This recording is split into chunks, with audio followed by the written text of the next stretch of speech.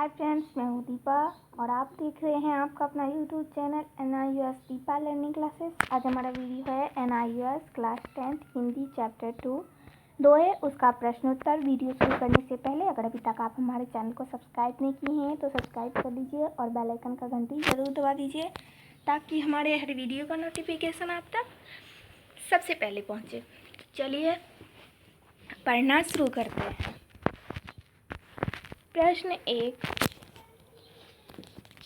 ऊंचे कुल का जन्मिया करनी ऊंच न होय, सुबरन कलश भरा साधु निंदे सोय। प्रसंग, यह दोहा संत काव्यधारा के प्रतिनिधि कवि संत कबीर द्वारा लिखा गया है। व्याख्या, कोई भी व्यक्ति बड़े खानदान या कुल में जन्म लेने से बड़ा नहीं हो जाता है, उसके कर्म भी बड़े होने चाहिए। ठीक उसी प्रकार यदि सोने के बर्तन में शराब भर दी जाए तो लोग हमेशा उस सोने के बर्तन की ही लोग निंदा करते हैं और सोने के बर्तन में रख देने से शराब कभी अमृत भी नहीं होता है। प्रश्न 2। गुरु शिष्य की तुलना कबीर ने किससे की है? उत्तर, कबीर ने गुरु की तुलना कुम्हार से और शिष्य की तुलना घड़े से की है। प्रश्न 3।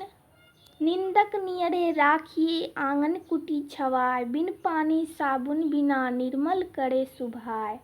प्रसंग, यह दोहा संत काव्यधारा के प्रतिनिधि कवि संत कबीर द्वारा लिखा गया है। व्याख्या, कबीर दास जी कहते हैं कि जिस प्रकार बिना पानी और साबुन के हमारे गंदे कपड़ों की मैल नहीं निकलता है और इनके होने से हमारे कपड़े स्वच्छ हो जाते हैं, ठीक उसी प्रकार हमें निंदा करने वाले व्यक्तियों को हमेशा अपने पास रखना चाहिए।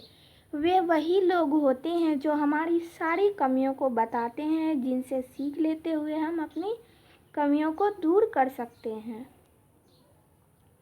प्रश्न 4। कबीर ने दोहे में जल की तुलना किससे की है? उत्तर, धन से। प्रश्न 5। गुरु कुम्हार शिष्य कुंभ है, गढ़ी गढ़ी काढ़े खोट, अंदर हाथ सहार दे बाहर बाहे चोट। प्रसंग, यह दोहा संत काव्यधारा के प्रतिनिधि कवि संत कबीर द्वारा लिखा गया है। व्याख्या, कबीर दास जी कहते हैं गुरु कुम्हार है, शिष्य मिट्टी के कच्चे घड़े के समान है।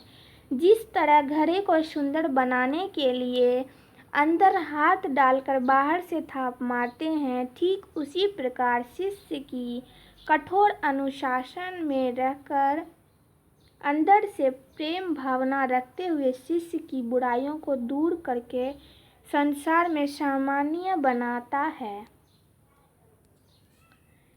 प्रश्न 6। जो जल बाढ़े नाव में, घर में बाढ़े दाम, दोनों हाथ लीजिए यही सयानो काम। प्रसंग, यह दोहा संत काव्यधारा के प्रतिनिधि कवि संत कबीर द्वारा लिखा गया है। व्याख्या, यदि नव में जल भरने लगे और घर में धन संपत्ति बढ़ने लगे तो दोनों हाथों से उलीचना आरंभ कर दो, दोनों हाथों से बाहर निकालो, यही बुद्धिमानी का काम है, अन्यथा डूब मरोगे। धन अधिक संग्रह करने से अहंकार उत्पन्न होता है जो पाप को जन्म देता है। प्रश्न 7। निंदक को अपने आंगन में कुटी बिछाकर क्यों रखना चाहिए? उत्तर, निंदक की आलोचना करने से हम अपने दोषों को सुधारते हैं, वह बिना साबुन पानी हमारे स्वभाव को पवित्र कर देता है। प्रश्न 8। पावस देखी रही मन, कोयल साधे मौन, अब दादुड़ वक्ता भय, हमको पूछे कौन। प्रसंग, यह दोहा नीति काव्यधारा के प्रतिनिधि कवि रहीम द्वारा लिखा गया है। व्याख्या, वर्षा ऋतु को देखकर कोयल और रहीम के मन में मौन साध लिया है, अब तो मेढक ही बोलने वाले हैं, हमारी तो कोई बात ही नहीं पूछता। अभिप्राय यह है कि कुछ अवसर ऐसे आते हैं जब गुणवान व्यक्ति को चुप रह जाना पड़ता है, उनका कोई आदर नहीं करता और गुणहीन वाचाल व्यक्तियों का ही बोलबाल हो जाता है। प्रश्न 9, ऊंचे कुल में जन्म लेने के साथ साथ क्या होना आवश्यक है? उत्तर, व्यक्ति का ऊंचे कुल में जन्म लेने के साथ उसका कर्म भी अच्छा होना चाहिए, क्योंकि मदिरा से भरे सोने के घड़े की भी निंदा होती है। प्रश्न 10, खैर खून खांसी खुशी, बैर प्रीति मदपान, रहीमन दावे ना दवे जानत सकल जहान। प्रसंग यह दोहा नीति का अवधारा के प्रतिनिधि कवि रहीम द्वारा लिखा गया है। व्याख्या, दुनिया जानती है कि खैर अर्थात पान में लगाया जाने वाला कत्था खून खांसी खुशी, दुश्मनी प्रेम और मदिरा का नशा छुपाए नहीं छुपता है। प्रश्न 11, कोयल मेढक की टट्टर सुनकर क्यों चुप हो जाता है? उत्तर, मेढक की टट्टर सुन कोयल इसलिए चुप हो जाता है क्योंकि वह सोचती है कि अब तो जानकारी ना रखने वाला भी वक्ता हो गए हैं। प्रश्न 12, करत करत अभ्यास के जरमती होत सुजान, रस्सी आवत जात के सिर पर पड़त निशान।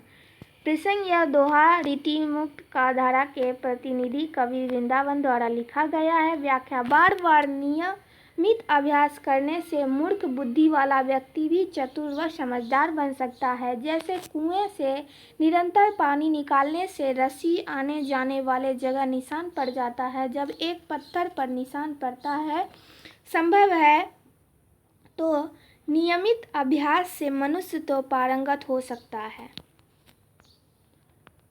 प्रश्न 13, करत करत अभ्यासते दोहे में मूर्ख के लिए जड़मति शब्द का प्रयोग क्यों किया गया है? उत्तर, जड़मति दो शब्दों से मिलकर बना है, जिसका अर्थ है ठहरा हुआ, रुका हुआ, धड़कन रहित, बेजान और मति कहते हैं। बुद्धि को जड़मति ऐसे व्यक्ति को कहा जाता है जिसकी बुद्धि का विकास नहीं हुआ हो, जो एकदम मूर्ख हो। आम बोलचाल में जड़मति ठस दिमाग वाले को कहते हैं।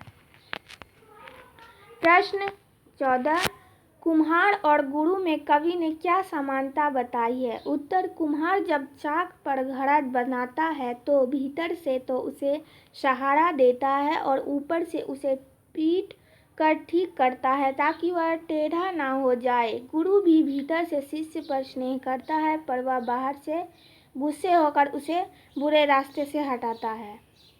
आज का वीडियो इतना ही। आज का वीडियो आपको कैसा लगा कमेंट में ज़रूर बताइए और हमारे चैनल को सब्सक्राइब कर लीजिए, बेल आइकन का घंटी ज़रूर दबा दीजिए ताकि हमारे हर वीडियो का नोटिफिकेशन आप तक सबसे पहले पहुंचे। तब तक के लिए बाय।